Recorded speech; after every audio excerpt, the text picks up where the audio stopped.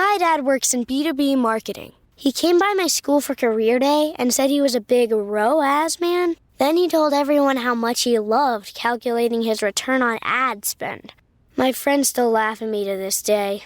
Not everyone gets B2B, but with LinkedIn, you'll be able to reach people who do. Get a $100 credit on your next ad campaign. Go to linkedin.com/results to claim your credit. That's linkedin.com/results. Terms and conditions apply. LinkedIn, the place to be, to be. Every cup of Nespresso coffee is an invitation to transform your morning routine into a ritual you can treasure each and every day. Using the Virtuo Pup, a simple touch of the button freshly brews bold aromas and a rich, velvety crema layer for delicious cafe-quality coffee at home. Whether you enjoy your coffee hot or over ice, every sip, every morning is unforgettable. Nothing tastes like Nespresso coffee. Visit Nespresso.com or our app to explore our full range of easy-to-use machines and coffees not found anywhere else.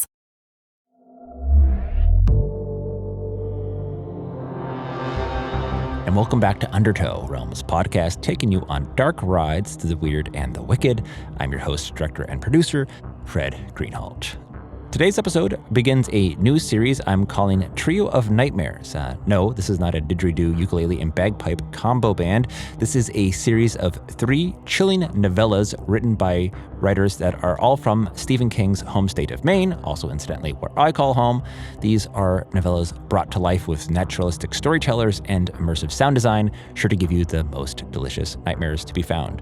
The first in our trio is called Dead Man's Suit. This is penned by Chris Bernier, the writer that you may recall wrote our season Narcosis, the underwater horror adventure with Veronica as leading the dive team. In Dead Man's Suit, we meet Amelia Crane. She's obituary writer for Salem's oldest newspaper, and her job is to memorialize recently deceased members of the town's oldest magical families. She writes so that they may be remembered. But when she's assigned to cover the funeral of Abernathy Waid, she is gifted something very special in his will, and Amelia is about to be haunted by what turns out to be not such a gift after all. Dead Man's Suit is read to you by Dominique Salvacion, a dog-loving, nature-loving, neurodivergent, Filipino-Italian-American voice actor with a background in sketch comedy and theater. And though there are funny parts of what you're about to hear, there's also a lot of delicious darkness that Dominique brings to life as well. So dim the lights, put on a good listening device, and let's put on that Dead Man's Suit.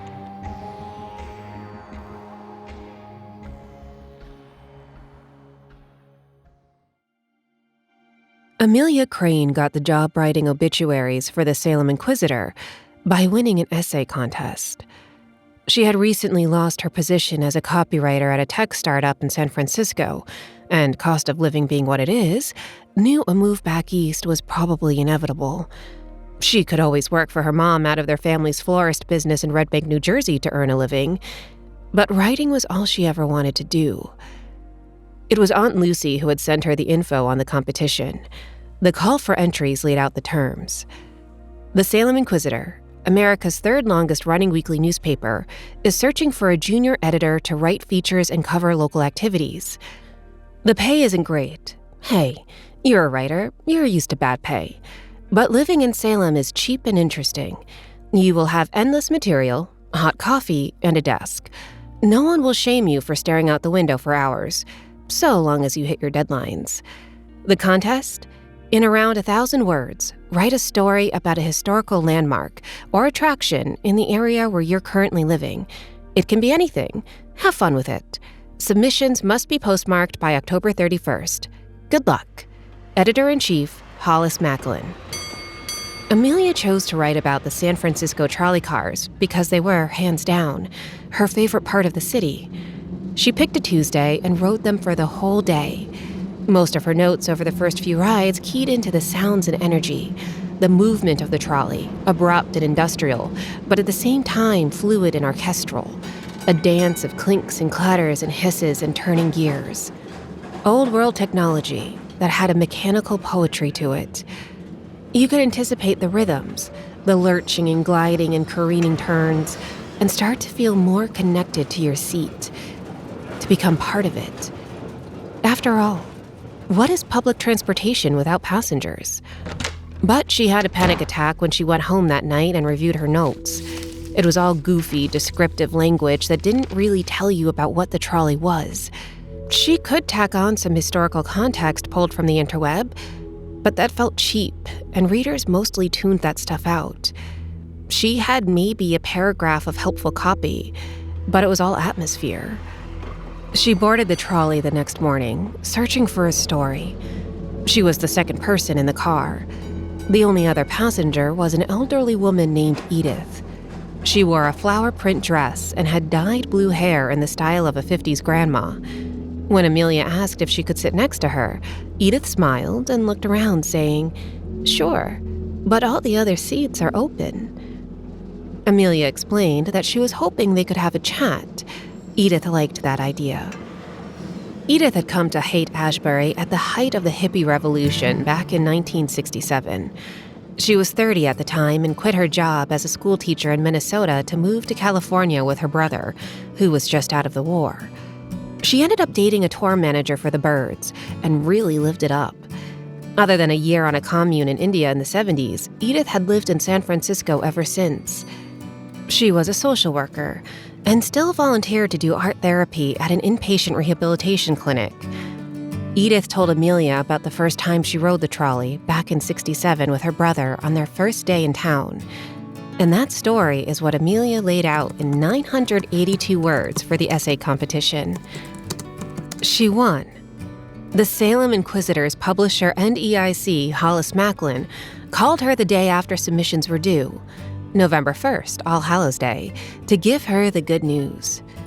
"Gadzooks, that was a thing of beauty," Hollis said. "I stopped reading submissions after I got through yours. I cried. You can start as soon as you like." Amelia was in a month-to-month studio apartment and didn't have the scratch to make rent and drive across the country, so she gave notice and started packing the next day. On her way out of town, she called Edith and left a voice message for the older woman, thanking her and leaving her contact info. She said she would send Edith her articles if she would like that, but Amelia never heard back from the older woman. 2 weeks later, Amelia sat at a small desk in the back of the newspaper's office, which was at a strip mall between a bakery and a palm reader's shop. The desk was antique wood and faced a chipped brick wall. When Amelia stood up from her spot, she could see a view of the harbor through the front windows. She knew right away that she had found her place in the world. There were 7 full-time staff members. All writers were expected to do other things. Florence, who also headed up advertising sales, wrote a column on the commercial fishing trade and covered the port as her beat. Benny, the sports reporter, was also the IT guy and responsible for office security. Amelia signed up for kitchen cleanup duty and restocking. Hollis told her the first day, "We have a bigger readership than you'd expect, and there are people all over the world who rely on us for certain information. But Salem being Salem and us being a weekly newspaper, the majority of our readers really come to us for 3 things: horoscopes, cultural calendar events and coverage, and obituaries. Which one do you want to write?" Amelia chose obituaries. The Salem Inquisitor didn't write your standard death notices, you see. They were longer in length, really got into the essence of a person through a personal story from the past. Not like a bullet list of relatives with a few life accomplishments, but a tale about the deceased. Along the lines of what Amelia had done for the essay about Edith. It wasn't meant to be a comprehensive record of life, but rather a captured moment-in-time reflection of a person that would leave a truer sense of who they were than what you'd find in a typical obit. They only covered Salem natives. There was a red leather-bound book in Hollis's office that listed off all of the old families, those who had been living in Salem since the early colonial days. The Red Book, as the staff called it, was a record of deaths, told in story form, covering the original 17 founding families and their many descendants. In her first 8 months on the job, Amelia averaged 3 obituaries a week. Hollis required her to attend the funerals of those she was covering, and Salem descendants were spread all over the place. The majority of the funerals were in the New England area, but now and then she'd have to jump on a plane and head to places like New Orleans, Jakarta, Seattle, Luxembourg, almost always somewhere interesting. Salem families knew about the Red Book, so when a relative died, the newspaper was often the first to hear about it. It was a rainy, late July afternoon when the call came in. Amelia was putting on a fresh pot of coffee when she heard Carla, the receptionist, paging her. "Headed to my desk," she said as she ran for her phone, which was already ringing. "Amelia Crane speaking." The voice on the other line was shaky, with quick, shallow breaths. This was normal for these kinds of calls. "Hi, Amelia. This is Harmony Waid. My grandfather Abernathy died last night. I'm trying to have a fast funeral. I know he wanted you to come. To write his obituary?" Amelia took down all the info. Harmony was planning the viewing for the next day at the Lorne Funeral Home in Worcester. "I'm not expecting any family," Harmony told her. "There aren't many of us left, and he only really had a few friends. So it will be small and fast." Without Harmony telling her, Amelia knew right away that the Waids were one of the original Salem families. After she hung up, she raced to photocopy the Waid obituaries from the Red Book. There were 92 of them, stretching all the way back to the first year of the paper, 1781, when Johannes Waid died of black lung. His obituary told the story of how he used to race horses with his brothers as a child. Not the best obituary Amelia had read, but it had its moments of bucolic nostalgia. Because the founding of the Salem Inquisitor came nearly 100 years after the witch trials, there were no obituaries for witches burnt at the stake. But Hollis knew all the family lines well and said that there were at least 3 tried witches in the Waid family tree. Clarice, Sylvain, and I think the last one was Bethany. He had drifted over to Amelia's desk as she loaded the Waid obituaries into her satchel along with her computer. "I remember Abernathy Waid. He was a really cranky, reclusive man, but he kept a classic English garden that was just gorgeous at his house on Remley Street. Used to let people tour it each June. If you got too close to the flower beds, he'd yell at you from inside of his house. He was pretty stately. Always wore a suit wherever he went, even to the grocery store. Not like a black suit or anything too formal. One of those brown wool ones with elbow patches. He'd walk around sweating buckets all summer. That was Abernathy." Amelia was ready to go. "You'll find a good one," Hollis told her, and wished her luck. She decided to take the train to Worcester instead of driving, because the 2-hour ride would give her time to read through the previous obituaries and familiarize herself a bit with the Waid ancestry. But her plan backfired. She had to transfer in Boston, and it was a commuting day. Her connection was so crowded that she didn't have the space to read.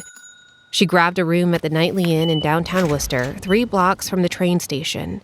She ordered delivery pizza, extra cheese, extra mushrooms, and red pepper flakes. A storm was blowing in, and the rain was already heavy, so she hunkered down in her room to do some research. The Waids were your run-of-the-mill, white Anglo-Saxon Protestant clan of Salemites. Elias Waid was a reasonably successful shipping merchant who came over from Manchester, England with his wife Jennifer Crooksley in 1624, first settling in the Plymouth colony. Due to religious infighting in Plymouth, they broke off and followed Roger Conant north and founded Salem. For nearly 200 years, the Waid family became extremely wealthy from whaling. At one time, they were the 3rd biggest whale blubber distributor in North America. They owned prodigious amounts of land in the Salem area, which they leased to businesses, including half of the docks in the Salem ports. Very little was known or written of the Waids through the early part of the 1900s, where it appeared that 2 generations lived off of the estate's wealth and sold much of the family holdings. In 1957, Marlowe Waid was convicted of streaking naked through Salem Town Square on Halloween. He would die 2 years later and be remembered in the Red Book as a free spirit who couldn't come to terms with his failings as a poet. In 1985, Christina Waid died of leukemia. She had been a cruise ship captain, and her obituary recounted her early success as a disco dancing champion. The Waid line had produced local politicians of minor regard, lawyers, a few doctors, school teachers, and a miniature golf proprietor, all wholly unmemorable. The most recent Waid to die, Evan, had failed as an actor in Hollywood and went on to teach theater at Yale for a few years before committing suicide. He was memorialized in the Red Book from the time he played the lead, Jack, in the Salem High School production of Into the Woods. There was a knock at Amelia's hotel room door. Pizza delivery. She had paid with a card, so she shouted for the delivery guy to leave it at the door.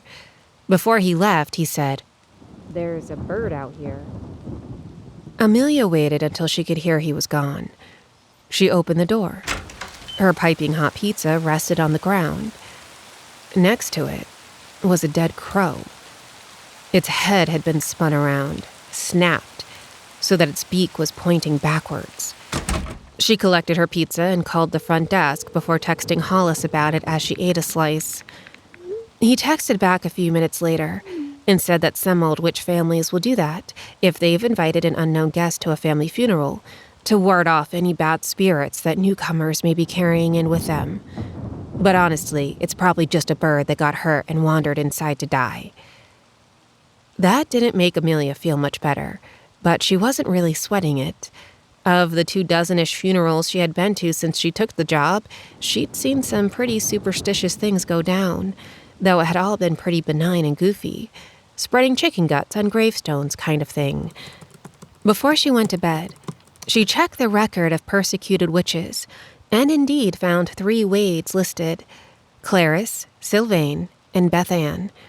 There was no record available of their trials. Clarice was the only one to have been executed. She was hung in 1692 for consorting with the devil.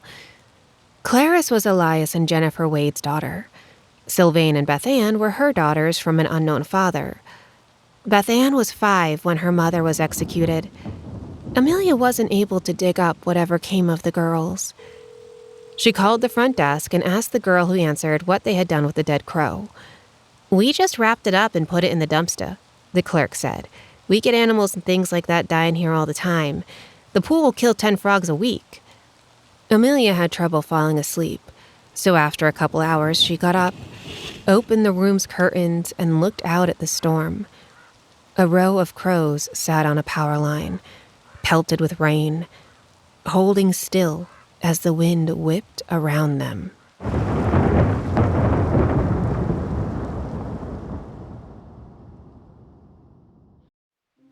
Hey, Undertow listeners, it's Fred here, greeting you with warm New Year's wishes and pointing out that with the new year comes the opportunity to refresh yourself and your wardrobe, a goal made possible thanks to Quince. I have resolved to freshen my look with quality pieces while staying on budget, and Quince makes this very much possible. I live in snowy New England, and finding clothing that's practical, warm, fashionable, ethically made, and budget-friendly is a tall order, but I found Quince excels at all these things. I ordered what is now probably my favorite piece of clothing of all time, a full zippered hoodie sweater made of Mongolian cashmere. It gives me the look of a Jedi while feeling like I've been wrapped in a warm hug every time I put it on. Really, truly love it.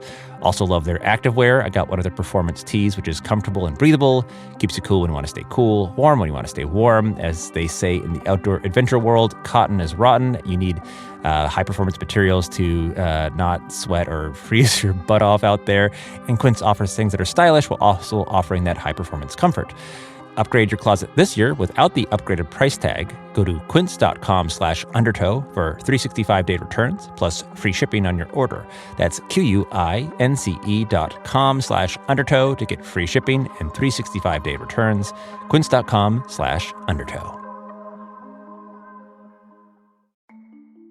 As a podcast network, our first priority has always been audio and the stories we're able to share with you.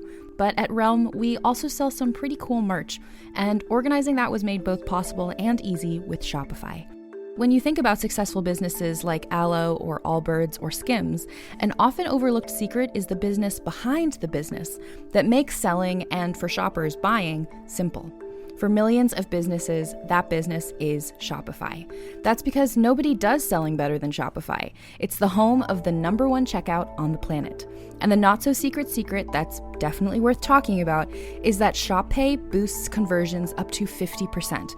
That's more happy customers and way more sales going. If you're hoping to grow your business, your commerce platform better be ready to sell wherever your customers are scrolling or strolling, on the web, in your store, in their feed, and everywhere in between. Businesses that sell more sell on Shopify. Upgrade your business and get the same checkout we use with Shopify. Sign up for your $1 per month trial period at shopify.com/realm, all lowercase.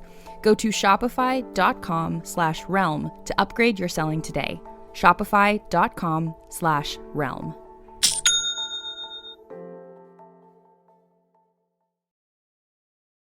So good, so good, so good. Get ready, because it's time to save at your Nordstrom Rack store. Now through February 23rd, take an extra 40% off red tag clearance boots, jackets, and sweaters. We're talking the best cold weather styles from Vince, Cole Haan, Sam Edelman, and more. All on sale for even less. All sales final. You never know what you'll find, but you know it's gonna be so good. Great brands, great prices. That's why you rack. Amelia got to the funeral home a half hour early, as arranged with the deceased granddaughter, Harmony Waid. They were supposed to meet and talk a bit about Abernathy before the other guests arrived. Amelia expected she'd need to dig around on things a bit more with Harmony, and hopefully the other folks in attendance if they were up to chatting, and talking ahead of the wake was always helpful.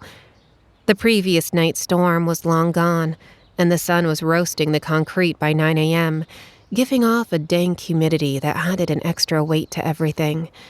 Amelia had dressed well for the heat and the occasion: black pants, a white cotton blouse, black flats, and her grandmother's matching ruby earrings and necklace. It was her funeral uniform.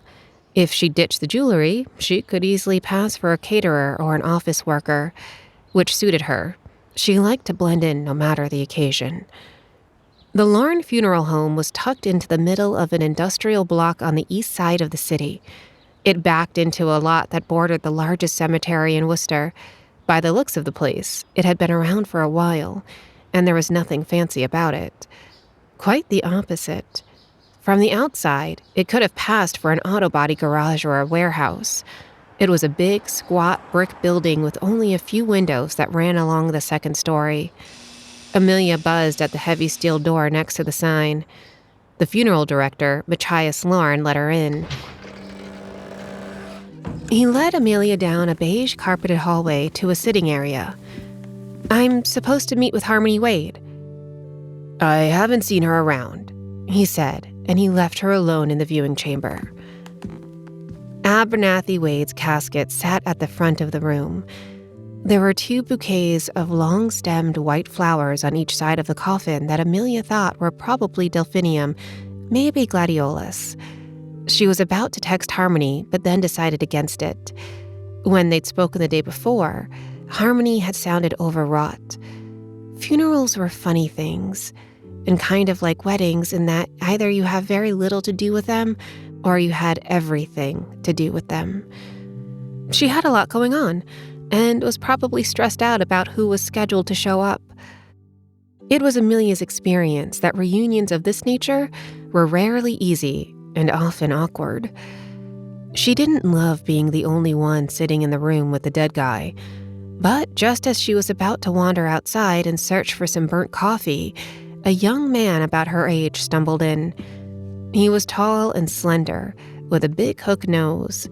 He moved a bit like a giraffe as he tiptoed around, wobbly at the joints, his neck craning as he searched for something behind the coffin. She watched as he erected a wooden easel and put up a poster-sized picture of Abernathy, a photo from his days in the military when he was a dashing pilot in the Korean War. As the young man turned away, he backed into one of the flower vases and knocked it on the ground. "Here, let me help you." Amelia stepped forward. The guy let out a moan. "Geez, what a mess I made," he said. "I was just nervous about that weird body." He pulled back and pursed his lips, looking down on Amelia as she held the bouquet up to him. "You're not with the family of the deceased, are you?" She shook her head and said that she was there to write the obituary. "Oh, thank goodness. I didn't mean to slight him. We just had some strange things happen last night." Amelia put the vase back in place. It looked as good as it did before it had been toppled. What kind of strange things? She asked Giraffe Boy. He got flustered and red in the face. He ran his hand through his hair. I shouldn't talk about it. He turned to leave, but Amelia introduced herself and held out her hand. They shook. I'm Jack Lorne. My old man runs this place. I help him out. Ah, yes, Lorne Funeral Home, following in the family business, Amelia said. She was a reporter, and a pluckish one at that. She'd warmed Jack up a bit before asking him again about what happened last night. It was a family business until my dad lost his shirt gambling and had to borrow all his money from the mafia. Now the Damone family owns it. We just run it. Jack sized Amelia up, pursing his lips. Was that too much information? I love information, she told him. I'm sorry about your family business. He shrugged. It just means I don't have to do this for the rest of my life. They may own my pop, but they don't own me. It's not all bad. He turned back to Abernathy's casket and shuddered. Something really got into you, Amelia said. He nodded and looked around to make sure they were still the only people in the viewing room. Then he spoke. The dead guy came back to life. Amelia stared at him for a moment before asking, Does that happen often? No, never. It was a rush job. Corpse came in yesterday afternoon and, well, the funeral is now. So Dad had me skip band practice and help him prepare the body all night. We had to really fight to get the guy's suit off. It was like it was glued to his body. The pants were easier, but when we tried to pry his suit jacket off, he sat up and grabbed my dad by the throat. Shut up, Amelia said, her eyes growing wide. I'm not kidding. It could have been a nerve reaction. The brain stays alive for a while after you die. We might have triggered some latent, built-in instinctual response. But still, dude sat up and grabbed my dad by the throat. He even opened his eyes. They were dead and milky gray. He wasn't focusing on anything, but he was trying to. The chokehold was intense. Rigor mortis can be a real bitch. This dead guy was choking Dad out. My dad pointed to the bone saw and I... Jack Lorne stopped, feeling like he had said too much. Amelia helped him, guessing. You cut his hand off? Jack nodded. It was the only way to save my dad, he explained. But then it happened again. What happened again? Amelia drifted closer to the casket. We laid him back down, and we tried to pull his suit jacket off. And he sat up, faster this time, and choked my dad with his other hand. Amelia was speechless, staring at Jack with her mouth agape. I swear it, I chopped his other hand off too. He laid back down. We decided we would just clean his suit off and bury him in it. Nothing like that has ever happened to you before? Amelia felt like she wanted to burst out laughing. The visual of what he had explained in her mind was just too wild to believe. Nothing like that has ever happened to me, or my father, or his father as far as he knows, or any Lorne, ever. And we've been in the dead people business for a long time. Just then, Jack's father, Machias, led a short woman with a dark veil over her face into the viewing area. Jack moved away from Amelia. He gave her a little wave goodbye at the door when his dad wasn't looking. Amelia took her seat and turned to the woman. Are you Harmony Waid? She asked. No, was all the woman said. Amelia noticed a thin snake tattoo running along her neck and out of sight beneath her neckline. Amelia turned back in her seat. The woman started sobbing, quietly. They were chirpy little sobs. After a few minutes, they began to sound more like giggles than sobs, almost like the sound a bird makes when it's bedding down for the evening. 2 more mourners came into the room. A squat man with greasy, slicked-back hair who was wearing a black t-shirt and jeans, and a regal, well-dressed older woman. Her nose turned up in a perfect elvish point, and she blew a kiss to Abernathy's coffin as she walked past it. They sat on opposite sides from each other. Then Harmony Waid exploded into the room. "I'm sorry," she exclaimed. Her red, frizzy hair was askew, as if she had been stuck in a windstorm for the last 10 days. She was wearing 2 black high-heeled shoes, but they were of different styles. The stench of bourbon wafted from her as she spun from side to side, searching the room. Her gaze landed on Amelia, and she sat down next to her. "I'm so sorry," she said. Amelia told her it was fine, not to worry, but Harmony didn't listen. "I was in a bar down the street and I lost track of time. Can we talk after the will is read?" "Of course," Amelia said. They turned and watched as Machias Lorne lifted the lid on the coffin. Harmony started crying. She lowered her head onto Amelia's shoulder and said softly, "I'm sorry, Pops." Just then, an elderly man moved into the room with the help of a walker. He was wearing a faded Air Force uniform. He turned to Abernathy's cold body, stiff and waxen in its features. "Still a damn handsome son of a bitch," the elderly war hero said. The greasy-haired man in the back of the room laughed. But the old man wasn't finished, and still wearing his only suit. "Are we waiting on anyone else?" the spirited veteran asked. Machias Lorne checked his watch. It was already 10 after, and shook his head. "Good. Then I'm gonna get going." The old man wheeled his walker over and moved behind the podium, which was just to the side of the coffin. Machias Lorne closed the door into the viewing. "I'm Herrick Hamshley. I served with Abernathy Waid in the U.S. Air Force 5th Division, Korea. The Screaming Tornadoes. Korean War was an underrated war. Still is. And we were hellfire and a ham sandwich. Good boys, good Christians, knew how to squeeze in there and drop bombs where they were needed." Herrick Hamshley turned to his old Air Force buddy, now resting stone dead right next to him. Herrick's lower lip started trembling. "This was a good man.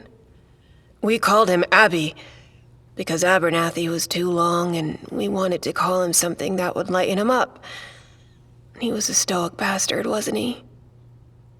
No one answered, or made any kind of sound. "I come up with that nickname, Abby."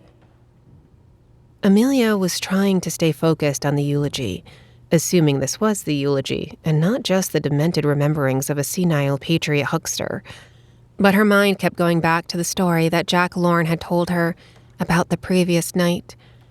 Even in death, Abernathy was really clinging to his suit. They'd had to saw off his hands. Did they reattach the hands? Were the hands in the coffin with the body, but maybe just stuffed on the sides? Or in the pockets? And then Herrick Hamshley had walked in, all nicotine-stained teeth and smudged glasses, and he mentioned the suit. His only suit, is how Herrick had put it. Just then, Amelia thought she saw one of Abernathy's hands cowering behind the vase. She was about to stand up and move over to it when Herrick let out a scream. "I'm mad at you people sitting there. I'm pissed because I don't think you gave a shit about this guy. You cared about whatever it was that he was going to leave you. But you don't care about the man. None of you are crying." Harmony Waid let out a big sob, lowering her head. Herrick looked at her. "Yeah, I don't buy it," he said. "Did any of you actually know him?" It was quiet in the funeral parlor's viewing room. Amelia had never met Abernathy, but by now she knew a good bit about him from her research. He had been a decorated war hero, a loving husband, a semi-successful businessman, and a member of the Salem Masons. In his later years, he was known as the crazy guy in the dirty suit who yelled at kids at the duck pond for feeding them the wrong thing. He had even been arrested once for striking a 9-year-old boy who gave a duck some bubblegum. Abernathy had fallen hard from his days of upside and grace. Did you know his favorite color? No one answered. Orange. His favorite music? Surf rock. His favorite food? Harmony cried out. Blueberry pie. Wrong. Baked potato with sour cream, chives, and bacon pieces. Favorite sport? Tennis. Favorite car? 1962 Eldorado. Herrick Hampshire was getting heated. He shouted, Did any of you actually know this man? Because this man was my friend, and he deserved to be saluted by his blood kin and dear acquaintances. Harmony stood up, raising her hands. Herrick, I'm glad you were able to make it out for the funeral, but I told you I didn't want you speaking like this. Herrick pushed away from the podium. This isn't a dang funeral. Where's the church? The hand darted out from behind the vase and ran across the floor like a spider, where it hid behind a section of curtains. Amelia seemed to be the only one who saw it. She excused herself and slipped into the hallway where she found Jack Lorne. One of his hands got free, and it's running around in there, she told him. We sewed it back on with steel wire. It must have untied itself. Jack was distraught and didn't want to disturb things. He said he would handle it after the funeral was over. When Amelia returned to the room, Herrick was finishing up a story about Abernathy from the Korean War, in which the deceased had purchased an ice pop for a child he met on the streets of Seoul. The story really got to Herrick. He started crying so hard that Harmony had to stand up and help him to his seat. Harmony moved to the podium. Thank you, Herrick. I had planned to do the eulogy, but I'm not sure if anything I say can really follow that. I was going to tell a story about when I was young and he took me to my first baseball game, but... She trailed off. Amelia was nodding, trying to telepathically urge Harmony to tell the story of when Grandpa Abernathy took her to her first baseball game. It sounded perfect for her obituary.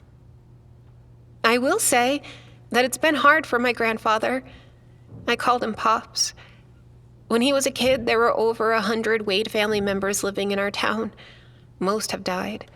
Some moved far away and married and took other names. They say that we have a curse. I don't believe in curses.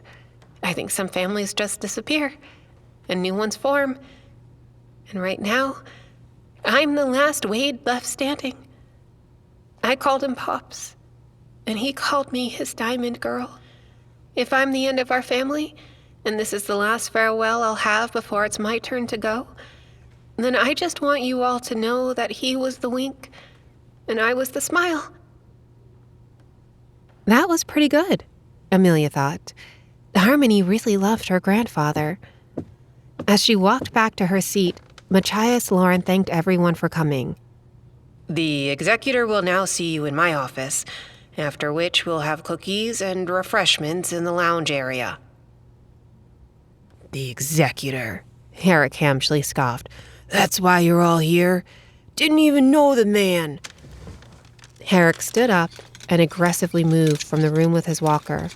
Goodbye forever, he shouted over his shoulder as he pushed through the funeral home's steel door exit. The other 3 guests filed after him. Amelia moved over and slowly, nervously, pulled the curtain back. The hand wasn't there. When she turned back to the room, Harmony was waiting for her. You need to join us for the reading of the will, Harmony said. You're named in it. Pops was a big fan of your writing. He knew you would be the one memorializing him, and he wanted you to have something.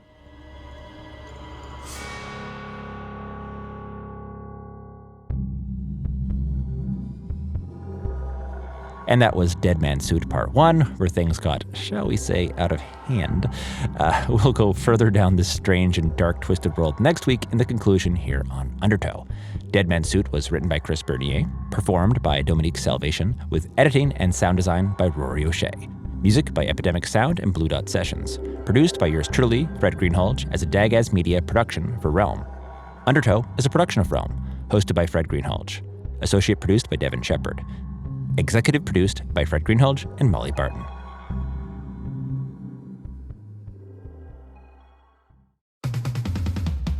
I'm Amy Nicholson, the film critic for the LA Times. And I'm Paul Scheer, an actor, writer, and director. You might know me from The League, Veep, or my non-eligible for Academy Award role in Twisters. We love movies, and we come at them from different perspectives. Yeah, like Amy thinks that, Joe Pesci was miscast in Goodfellas, and I don't. He's too old. Let's not forget that Paul thinks that Dune 2 is overrated. It is. Anyway, despite this, we come together to host Unspooled, a podcast where we talk about good movies, critical hits, fan favorites, must-sees, and in case you missed them. We're talking Parasite to Home Alone. From Grease to The Dark Knight. We've done deep dives on popcorn flicks. We've talked about why Independence Day deserves a second look. And we've talked about horror movies, some that you've never even heard of, like Ganja and Hess. So if you love movies like we do, come along on our cinematic adventure. Listen to Unspooled wherever you get your podcasts. And don't forget to hit the follow button.